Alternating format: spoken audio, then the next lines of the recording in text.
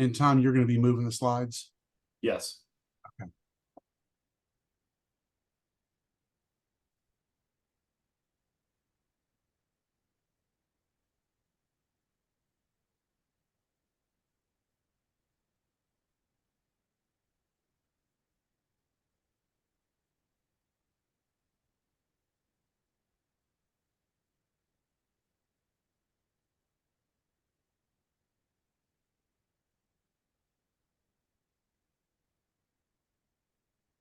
Okay, good morning. Welcome to the Burr Morning Show, the December edition, our last one of the year, I think, unless something major happens, some breaking news in the last couple of weeks, which is always possible, particularly considering the environment that we're in right now. But Merry Christmas. We're going to talk about in an NLRB update today. There's been a lot to discuss just since the last time I did the Burr Morning Show, which I think was just in October. I got my partner, Marcel Debruge, here with me this morning. You see him there. And he's going to lead us off by discussing some of the current OEM organizings. We've got lots of auto assembly plants, of course, in the Southeast and in the state of Alabama. So he's going to start off by talking about that. And then I'm going to finish up talking about the Christmas present that the NLRB has given all of us that goes into effect on December the 26th, right after Christmas, with the expedited election rules. So for those of you who have been through NLRB conducted votes and campaigns previously, you may have had the experience of having 4 to 6, maybe even longer weeks within which to educate your employees about what it means to be in a union, what a union is, what it's not, leading up to the vote. Well, you're going to find that that's ancient history. We're back to where we were in 2014 with the expedited election rules. They're all new again, and they're coming your way next year. We're going to talk about that in a little more detail, but we're going to kick it off here. I'm going to hand it off to Marcel to discuss current OEM organizing. All right. Hey, everybody. And I'm looking at the list of who is supposed to be on this morning show. So a lot of friends, a lot of old friends. Nice to see you guys again. Glad you could join us. And I hope everyone's doing well and you're going to have a good Christmas or holiday. Look, as Tom said, we've seen this coming for months, if not years. It's just all converging now in late 2023, and it's a combination of NLRB developments, business developments, economic developments, and the fact that the UAW has really launched things into the Southeast, especially when it comes to automotive manufacturing. So, you know, for those of you on the call that know nothing about this, it's scary because you know nothing about it. And it all seems mysterious, and you don't really know what you're going to do if this stuff lands at your doorstep. Okay. For others who've been through it, you may be thinking, well, we've been through this before. You know, why all the drama right now? You know, why is everybody getting so ramped up? And the answer is the NLRB rules that Tom's going to be talking about are significant. 2-week elections are something we've never had to go through before. So for those of you that want one takeaway from this morning's little chat, is it's too late to deal with this once the union's already shown up and filed a petition. To think realistically, you can get things together and campaign effectively with 2 weeks to talk to your people. I'm not saying that's impossible, but I'm saying it's going to be extraordinarily challenging to do that. The much better approach is to get your management trained before the union ever shows up, to have a plan to deal with this. We like to call it a rapid response plan, but it's not rocket science. What do we do if the union shows up? Who's going to say what? When are we going to say it? How are we going to say it? What's going to be our campaign strategy? But more important, how are we going to stop card signing at the first indication of union activity? And that's what really everybody on this call, you know, needs to be focused on if you aren't already. How do we stop card signing if it begins at our location? Because another thing you're going to hear is that thanks to the NLRB, we might not even get elections anymore. Signed authorization cards could decide the question of whether a union gets in, and if they get a majority of employees to sign cards, these new NLRB rules say it's going to be difficult for the company even to get to an election. So the cards may be the end of the game. Now, as if all of the NLRB problems aren't serious enough, and I'll let Tom, you know, dive in to all that soon enough. current events are sweeping us up in their wake. And in the Southeast in particular, where most of you seem to be, the UAW is getting all the attention. Now, that doesn't mean we should ignore our friends at the steelworkers or the IAM. I see we've got aviation people on this call. We've got steel and other manufacturing. We've got paper on this call. So the fact that the UAW is getting all the attention, yeah, that spells trouble for the automotive manufacturing operations, obviously. But whenever you have increased union activity and it's in the news, then the risk goes way up that employees at your facilities might see this on their phone, might hear about it, and think, well, you know, if I click on this link, if I call this number, maybe they can get more money from me too. So that increases the level of risk. Now, what I want to do is start this morning with a video. And it is a UAW video to talk about their president, Shawn Fain, the one who announced the big victory, as they call it, in their strike against Ford, GM, and Stellantis. And Fain very openly talks about their plan to target what we call the transplant OEMs, the non-UAW automotive manufacturing facilities, BMW, Honda, Hyundai, Nissan, Toyota, Mercedes-Benz, Volvo, Volkswagen, Subaru, the whole group. So let's look at this short video and pay attention to Shawn Fain and what he is saying. And what I would say to you is, let's take this seriously. So Tom, if you could please play it. Sure, and I'll say this, if the volume is a little low like it was when we went through the run through this morning, turn your speakers up. There is some audio there, but you may have a hard time hearing.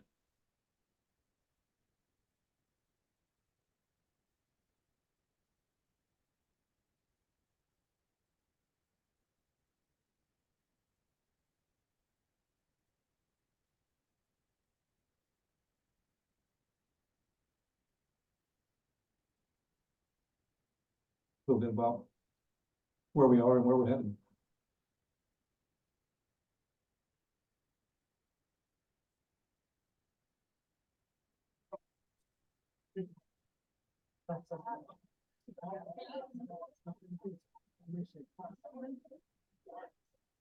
They spend billions of dollars on consulting groups to come in and discourage workers from wanting a union. Why do they do that?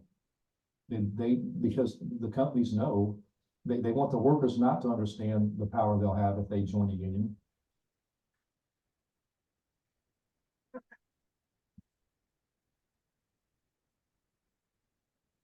I believe the time is right in this country to organize those areas, and naturally, the company's going to come at us with everything they have.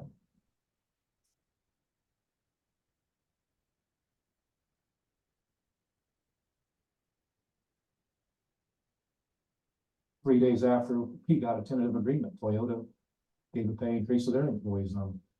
Then Honda followed suit. Then Hyundai followed suit.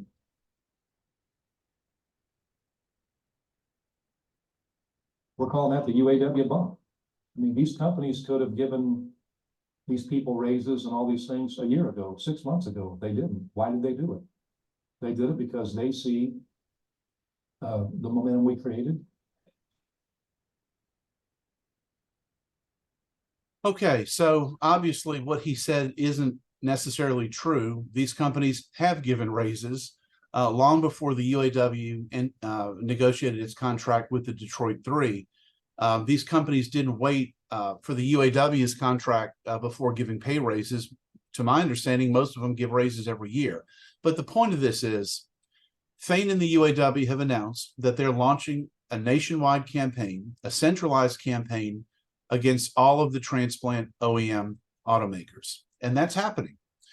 And so what that means is Fain and the UAW will be coming down to the Southeast. They've already been to Kentucky. They'll make a trip to Alabama, Georgia, Tennessee, South Carolina. They'll hold rallies. Electronic card signing is the name of the game. And we're seeing that going on all over the place in multiple facilities. And in the old days, you guys would see paper union authorization cards or hear about cards being passed around. These days, there's not much of that. These days, most of the organizing activity is on cell phones. Employees are asked to scan QR codes. The QR codes take them to a centralized electronic card, and they click on the name of their employer, for example, let's just say Nissan. They click on the box that says Nissan, and that takes them to the union authorization card to fill out for Nissan. So this is new. The UAW has never targeted every single transplant OEM like they have now. They've never before relied almost exclusively on electronic card signing. They are now.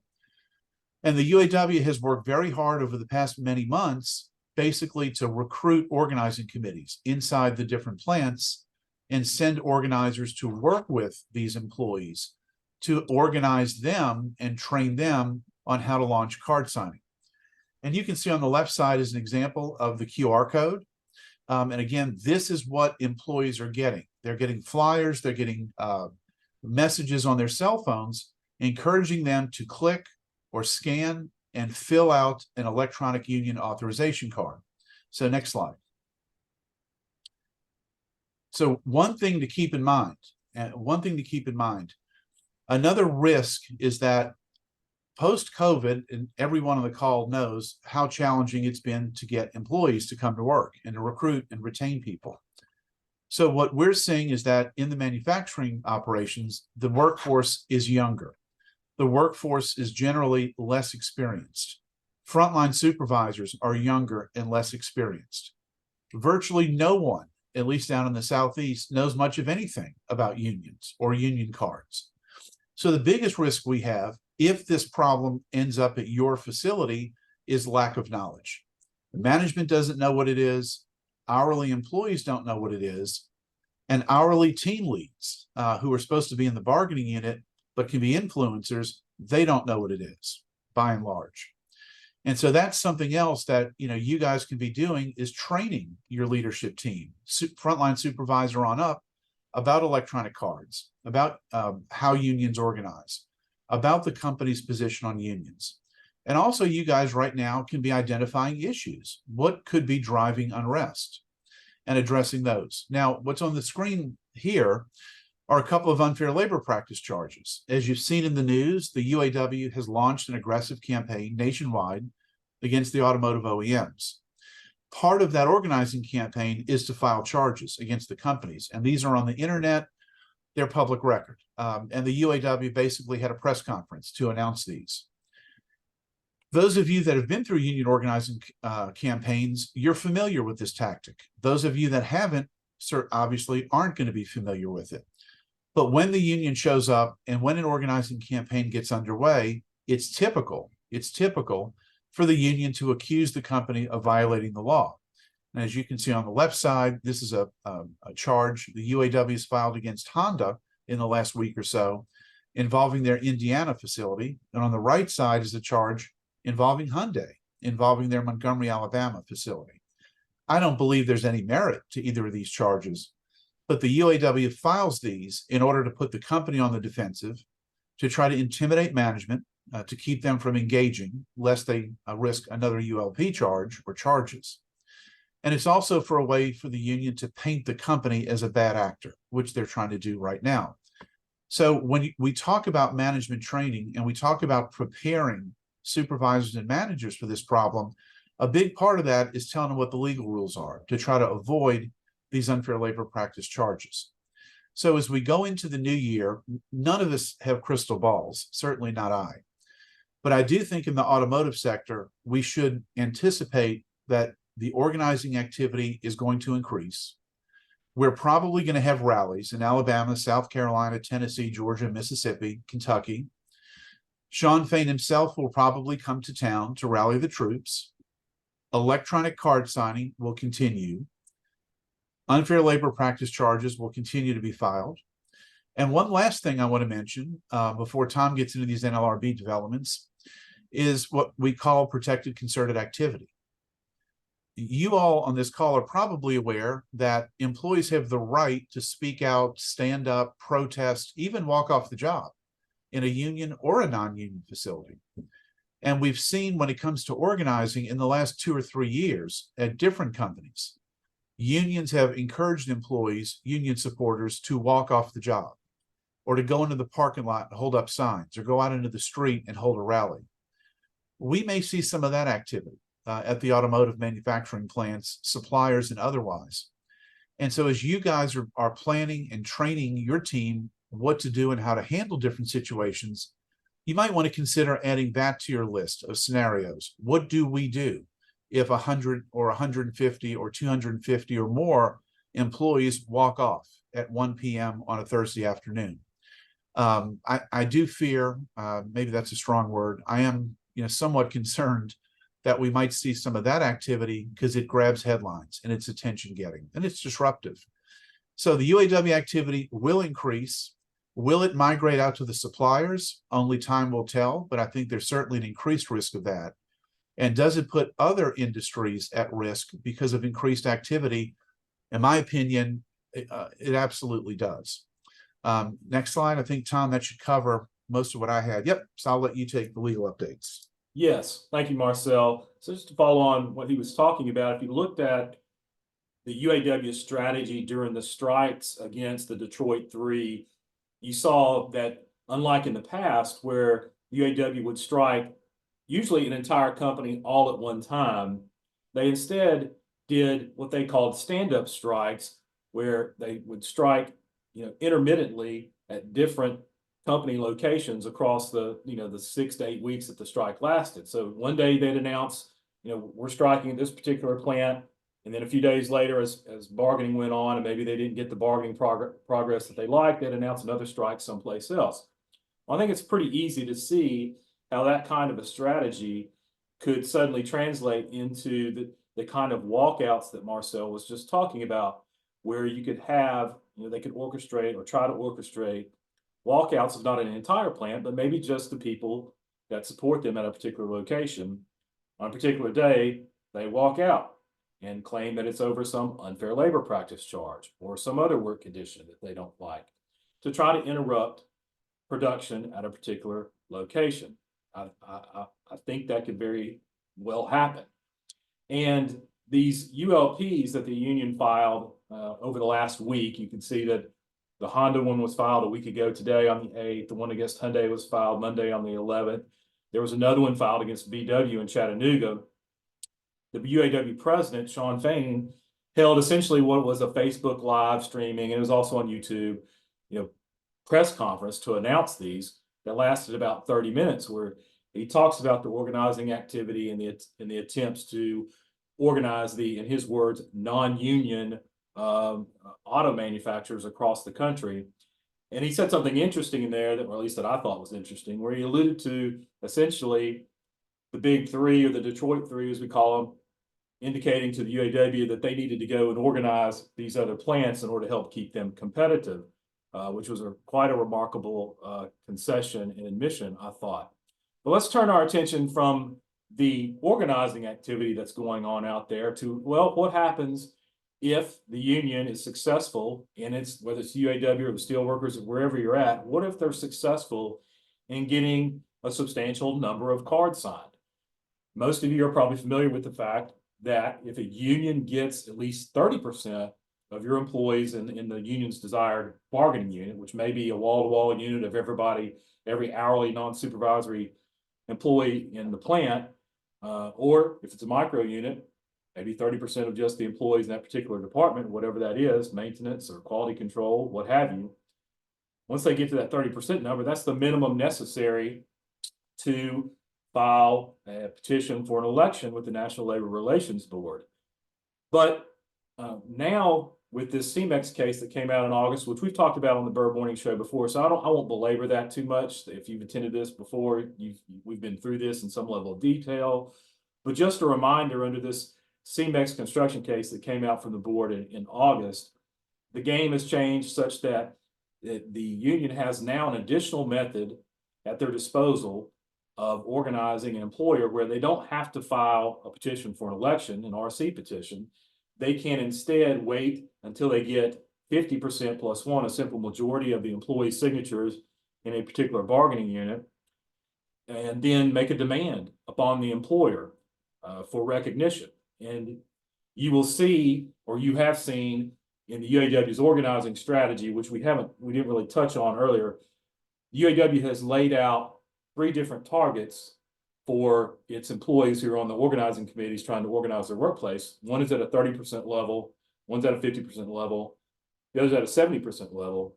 They said that when they hit the 30%, they'll essentially issue a press release announcing the campaign.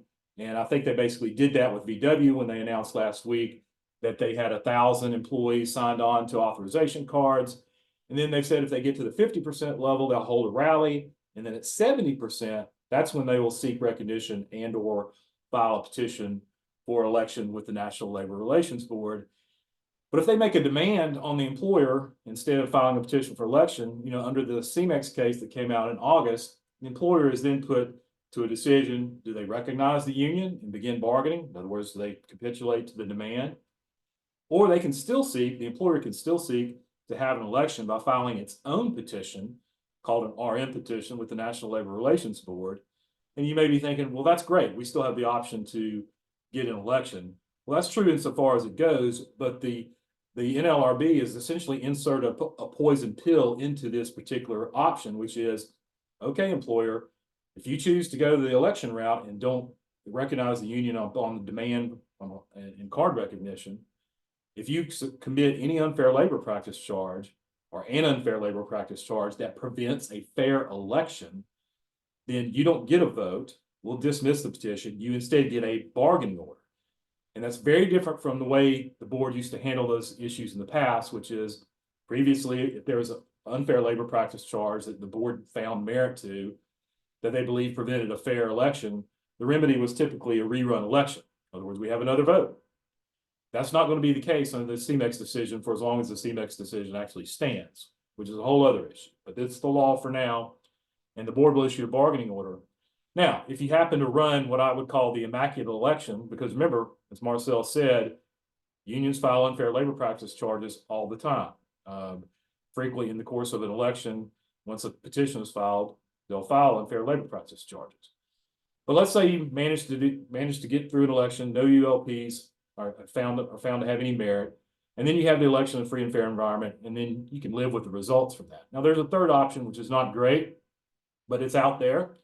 The employer can decide, well, we're not going to recognize the union, nor are we going to file the petition. In other words, you're not going to do what CMEX says or what the decision of CMEX says. The board is, or at least this current board, will almost certainly find that the employer has committed an unfair labor practice charge, and then you'll get a bargaining order. And at that point, your options are essentially to appeal to a circuit court and hope that you prevail there. Now, we've got one question here, and I think we forgot to mention that if you have a question, you can go to click on the Q&A dialog box in the menu, type your question there, and we'll answer them as we can go along. So Hannah McGrath, thank you, Hannah, asked the question, how is the 30% verified? Well, ultimately, the union has to file its evidence of majority status or evidence of support to the petition is filed with the NLRB. The employer never sees it. In other words, the employer never sees the cards, the number of cards, and never really has the ability to check the signatures on paper cards, or in the case of electronic cards, the authenticity of the cards themselves. The board does, in theory, by comparing the cards that they've received, either paper or electronic, against an employee list that the employer would provide. And the only thing the board is checking for, essentially, is does the union have enough current support amongst current employees as demonstrated through the cards to support the filing of a petition? And that's it. That's a very good question, and the answer is not great, meaning the employer very rarely gets to have the option, almost never, frankly, gets the option of actually checking the cards themselves. That's the board's duty. Great question. If anybody else has any, just type them in the Q&A dialog box.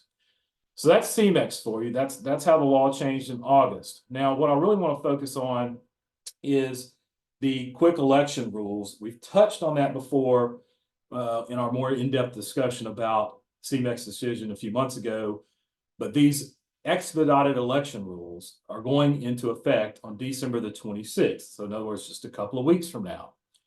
And they were announced earlier this year, but now they're going into effect. And ultimately, there's a lot of changes from the current election rules, but ultimately here's what you need to know is if a petition is filed either by the union or by the employer, because remember what I just said, unions can still file RC petitions, but there is going to be, and frankly already has been, an uptick in the number of petitions filed by employers. In other words, employers seeking to have the National Labor Relations Board to conduct an election amongst its employees to determine whether the employees want to be represented by a union or not.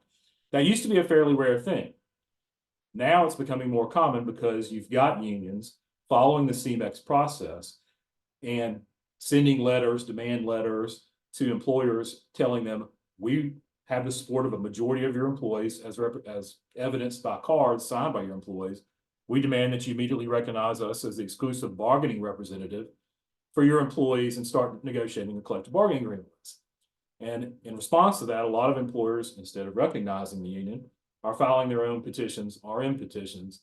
So whether the union files a petition or the company files a petition, the election itself is likely going to be held within 2, maybe maximum of 3 weeks. And the reason there's some, leeway in there is because while the board's new rules, these expedited election rules, have some tight timeframes in there, meaning it says, you employer, you have 7 days within which to file your statement of position in response to the petition for an election, which is much shorter than previously.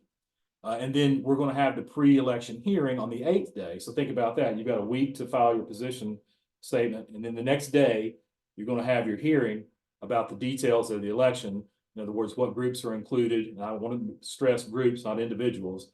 What groups are going to be included in the unit, the details of the election. Is it going to be a manual election versus a mail-in election? Like we had a bunch of mail-in elections during the COVID period. Now we're mostly back to manual.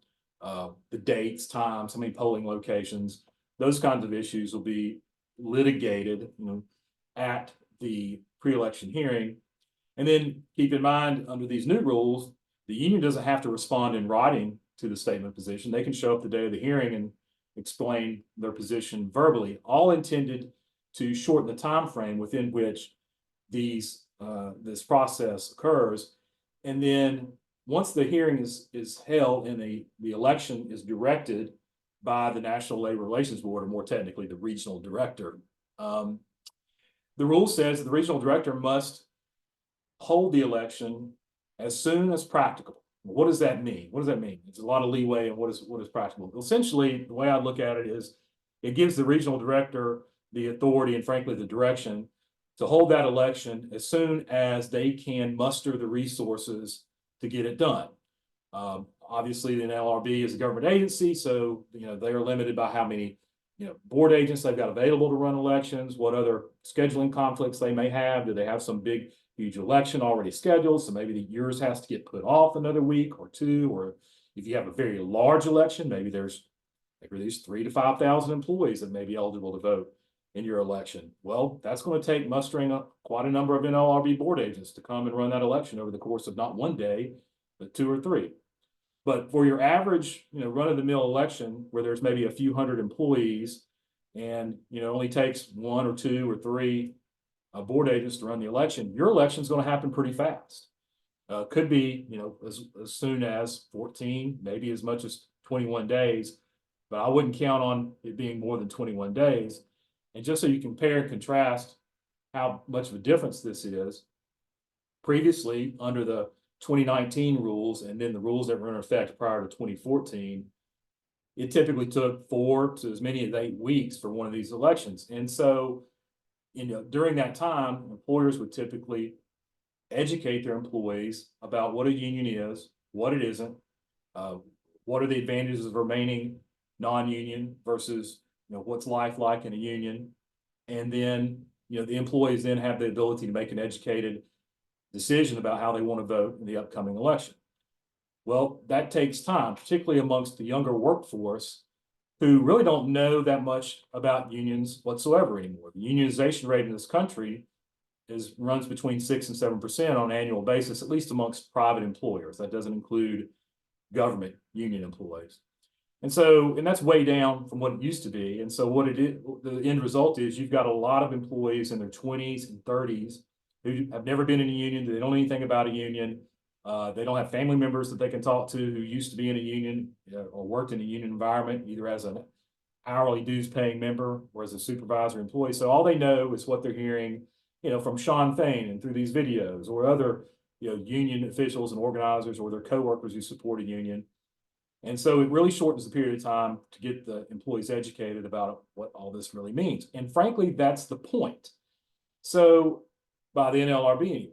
So as of last Friday, and one of the reasons why we're talking about this again in more detail today, the NLRB's General Counsel, Jennifer Abruzzo, issued an interpretive memorandum that goes to all the regional directors on basically how to implement and interpret these new 2023 election rules that go into effect on the 26th. And there's, a copy of the first page there for you. But generally speaking, it states clearly that the purpose of the new rule is to meaningfully reduce the time from petition election, or petition filing rather, to election. In other words, it is intended to shorten the amount of time that employers can talk to their employees about this very significant issue. And so as a result, we certainly anticipate that there's going to be a substantial uptick in the filing of election petitions, probably immediately after Christmas, but certainly on into the new year in 2024.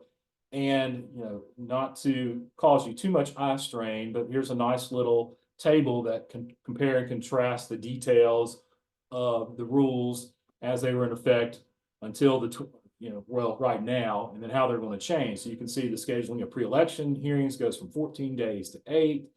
The regional director used to have a lot of discretion about how to postpone hearings. Now that discretion has been limited essentially to 2 business days upon the demonstration of special circumstances.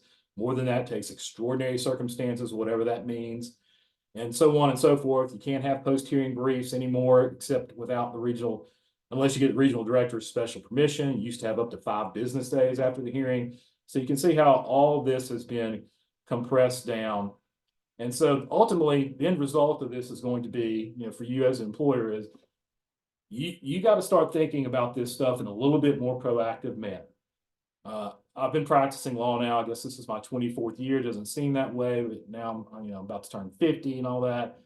Throughout most of my career, employers have taken their approach to this situation has been, well, we know we've got some union activity. There's card signing. We'll rely on the fact that the worst thing that could happen is the union files a petition for an election, and then at that point we may do something. Well, I'm here to tell you, you may not have time to do anything anymore. At least nothing that's effective. You'll spend 2 weeks doing a lot of things and be very stressed out. And you probably spend the first 4 or 5 days, maybe even the first week, in other words, half your time deciding what your strategy is going to be. But by that time, the game's up. And so you got to start thinking a little more proactively about this and preparing management and preparing your employees to understand, what all this is. What is a labor organization? What is a union authorization card? Managers, what can you say and what can you not say? Because there are legal restrictions on what your agents, supervisors, managers, what can they say to your employees without breaking the law? And frankly, it's very easy for untrained supervisory level people to break the National Labor Relations Board and commit unfair labor practice charges if they don't know what the rules and restrictions are. So that's the new expedited election rules. And I want to give you some good news. I want to end this on some good news with the new Fifth Circuit decision in the Tesla case. So for those of you who followed this, this addresses the issue of teamwear. And many of you have teamwear policies, meaning employees, when they're at work, have to wear company approved or company issued shirts, hats, pants, what have you. It's usually shirts, maybe a hat. And those policies have been enforced pretty strictly. Well, if you go back to the UAW's effort to unionize Tesla at its plant in Fremont, California, going back to 2017, some of the UAW employees there, or UAW supporting employees there, I should say, started wearing plain black shirts, t-shirts instead of the black Tesla teamwear. And some of the shirts had UAW paraphernalia on there. They had UAW logos, what have you. They weren't the Tesla issued teamwear. And Tesla allowed this for a while. And then strangely, started seeing defects, manufacturing defects and damage coming from their production line. And so they put a stop to it and said, no, we're going to enforce this policy. You've got to wear the Tesla approved team wear. And so the UAW filed an unfair labor practice charge claiming that that was unlawful under the National Labor Relations Act and that it discriminated against employees' right and violated employees' right to support, form, join, or assist a labor organization, i.e. express their support for the UAW. And the NLRB, as you may find unsurprising that this NLRB issued a decision last year in which it essentially said any attempt to restrict the wearing of union clothing or insignia is presumptively unlawful.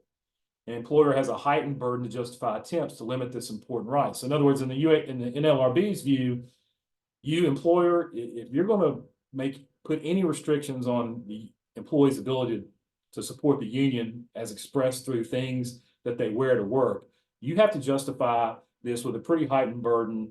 Otherwise, it is presumptively unlawful. Short order, the NLRB said employer team wear policies are presumptively unlawful. Pretty big deal. Well, the Fifth Circuit just a month ago on November 14th, in Lee Corso's words, said, "Not so fast, my friend," and issued this decision that really kind of strongly rebuked the NLRB and said that the National Labor Relations Act does not give the NLRB the authority to make all company uniforms presumptively unlawful, and essentially said the NLRB's decision was irrational and not based on the authority given to it by the National Labor Relations Act, i.e. Congress. And I want to stop there and say, and this is probably the most important part of this, while this is great news, I don't want your takeaway from this to be that, oh, great, team wear is wonderful again. We can enforce our team wear policy. I don't have to worry about this. Our team wear policy that outright bans anything else on our team wear, such as stickers or buttons or things on hats, what have you, that an outright ban on that is good. That's not the takeaway from this. The key, I think, to the Fifth Circuit's decision here is that Tesla's policy, while it required the wearing of the team wear, meaning you got to wear the Tesla shirt, it allowed and permitted stickers, buttons, and it was content neutral. So, if somebody wanted to wear, a Pokemon sticker on their Tesla shirt, fine, whatever. But if they wanted to wear a UAW sticker, fine, whatever. It's content neutral. And because Tesla allowed these alternative means for employees and methods for employees to express their support for a labor organization, I think that was really the foundation, the key takeaway from this particular decision. So now's a good time. If you don't have an active union organizing drive, certainly it's a good time to take another look at your team wear policy and see, what does it allow? What does it ban? And I think the takeaway is you need to make sure you can enforce your team wear policy, but you need to allow things on there, buttons, stickers, what have you, that don't interfere with safety or quality of the product. I mean, you don't want to, you can certainly restrict things that can damage the product that you make, whatever that is, or interfere with the production process. But if it doesn't do that, I think the takeaway is you need to allow that personal expression. Now, we'll put a caveat on this and say, look, this is a Fifth Circuit decision, which covers Texas, Louisiana, and Mississippi. It's not the U.S. Supreme Court. And the National Labor Relations Board has this doctrine, fancy legal word, of non-acquiescence, which essentially means the National Labor Relations Board doesn't really follow circuit court decisions. They really only follow either its own NLRB, the board decisions, or the Supreme Court decisions. So if you're in the 11th Circuit, which probably most of you are, that's Georgia, Alabama, Florida, this is some comfort, but it can be some cold comfort if the 11th Circuit doesn't see this the same way as the Fifth Circuit. So that's the good news. Everything else probably was, not so welcome news here as we come into Christmas. But with that, I mean, that is the end of our presentation. Merry Christmas for us. Or to you, rather, from us. We took 40 minutes today. I don't see any questions in the Q&A box. I'll talk for another minute or so, let people ask questions if they want. But if there are no other questions, we're done today for this year's version of the Burr Morning Show. We look forward to seeing you next month, and maybe we'll have something to talk about other than union organizing activity. but I doubt it. It'll probably be that again. All right, thank you very much. I will end the meeting.